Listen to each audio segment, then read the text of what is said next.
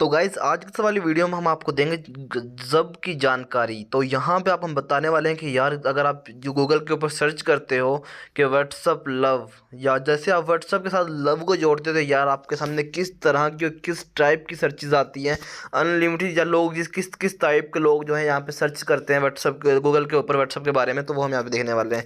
तो हम यहाँ पे डालेंगे व्हाट्सअप लव। तो गाइज यहाँ पे आप देख सकते हो जैसे ही हमने यहाँ पे, सॉरी यार, हमने जैसे ही यहाँ पे व्हाट्सअप लव लिखा तो व्हाट्सअप लव हम यहाँ पे सर्च करेंगे जैसे ही, तो गाइज आप यहाँ पे देख सकते हो नीचे कितने सारे यहाँ पे सर्चेज आ गई हैं व्हाट्सअप लव के नाम से। WhatsApp love DP, WhatsApp love status और stickers, WhatsApp love about status, WhatsApp love poetry group links, तो WhatsApp love sticker download, WhatsApp love sticker group link, WhatsApp love status group link. तो guys देख सकते हो यहाँ पे लोग किस किस टाइप के